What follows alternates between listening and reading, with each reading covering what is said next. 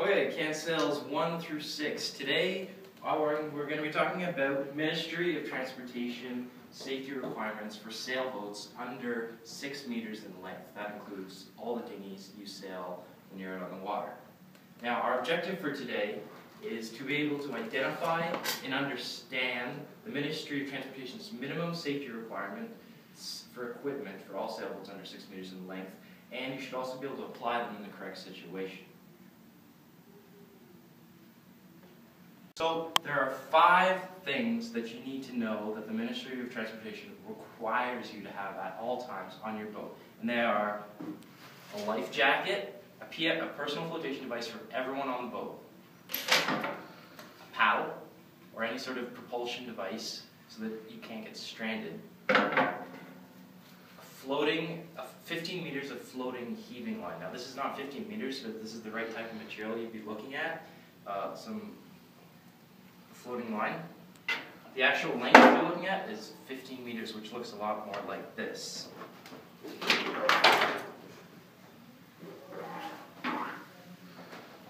And also, you need a whistle or some other sound signaling device in emergency situations, as well as a bailer. This can be anything from a milk jug to this metal can. It has to be able to empty water from your boat quickly.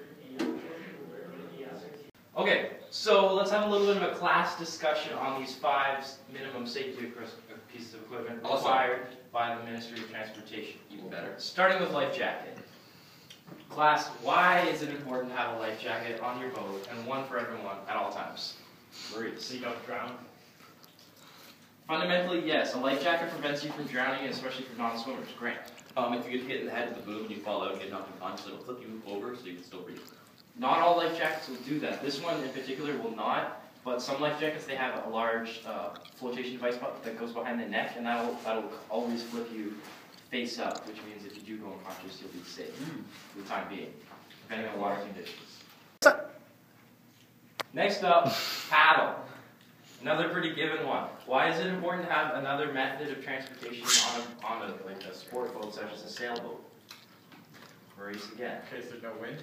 In case there's no wind, that's a very unfortunately common issue with sailing. We often run out of wind, and then what are you going to do? If your rigging breaks down, if you can't get to shore, having a paddle, or in some cases on larger sailboats, a small outboard motor will get you home safely. So why else would a paddle be important? Take people. Non-violent paddles are used. Pirates, yeah. Pirates. In Canadian lakes and rivers, pirates are of a very, very rare occurrence these days. Thank you very much for your participation. Grant. Sorry about nothing. Excellent. Let's move right along on to 15-meter long floating heaving line. Now these are used for towing boats or just emergency rope, and it's very important that they float. Why? So I have a tip so you can still get it. Pardon me? The balls are inside, you can still get it, doesn't sink. That's useful, but that's not the reason why these need to float. Grant, why should a heaving line be able to float? If, let's say, a crew member falls out of the boat and you want to save him, you can throw the heaving line to the float crew member, and if you miss and they can't get to it, you want it to stay afloat so they can go on and swim over and grab it. Oh, thank you. It's very important. Okay. Next, this is a sound signaling device. Whistles are the most commonly found on dinghies because they're simple and they can be fit in a pocket or a life jacket really easily. But you can also use air horns or even traditionally a bell. You got one of those lying around. Now, sound signaling. Why would a sound signaling device be helpful on a boat? So you can tell people if you're in distress. That's a very broad answer, Eric. Anyone care to add to that?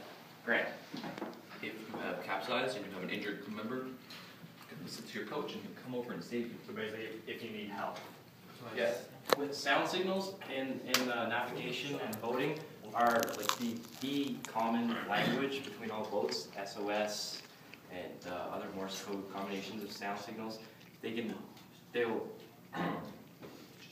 send any message to anyone speaking any language, and a whistle will travel much farther than your voice will. Finally, bailing device. On a sailboat, it doesn't really matter what kind of bailing device you have as long as you have one. In sailboats, you can see milk jugs, orange juice containers, nothing glass usually because that can get dangerous. This is just a metal gardening can, and it'll work absolutely fine for bailing. Sailboats, by nature, tend to sink if you don't take good care of them. Tend to sink. Or if they're just in rough situations, it's very important to have something that can quickly empty your boat of water.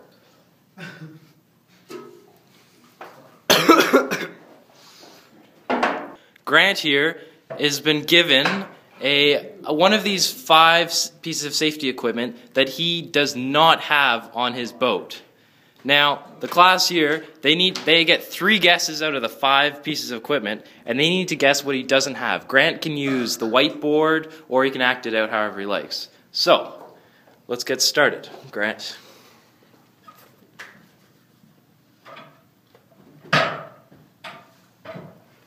Life vest. That's 1 out of 2 more guesses. Paddle. Paddle. Paddle. Woo! Now, why did it look like you needed a paddle, Eric? Because there wasn't no wind. There's no wind, right? So there's nothing to propel your boat anymore. No, it wasn't wind. Life preserver. Bucket. Whistle. You got it! Why was that a whistle? Because I was yelling and it didn't go far enough, so I needed a whistle so someone could hear me. Were you in trouble? I was drowning. That is why you needed a whistle. Exactly! Alexis is our last contestant. Here we go. Go ahead and play charades. Safety rope line! A whistle. Life preserver. Yes! That one was fairly given because Alexis was drowning.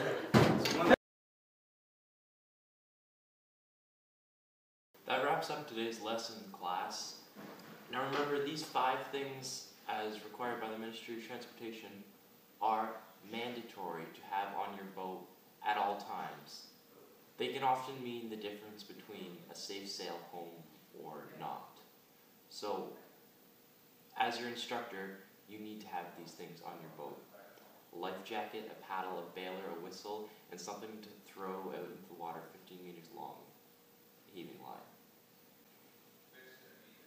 In addition, I actually like to have 3 extra things on my boat that aren't required by Ontario law, but they can still make your sailing experience much more controlled, safe, and fun.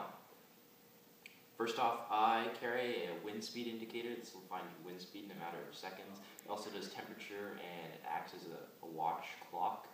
And obviously in sailing and racing, knowing the time is of imperative importance.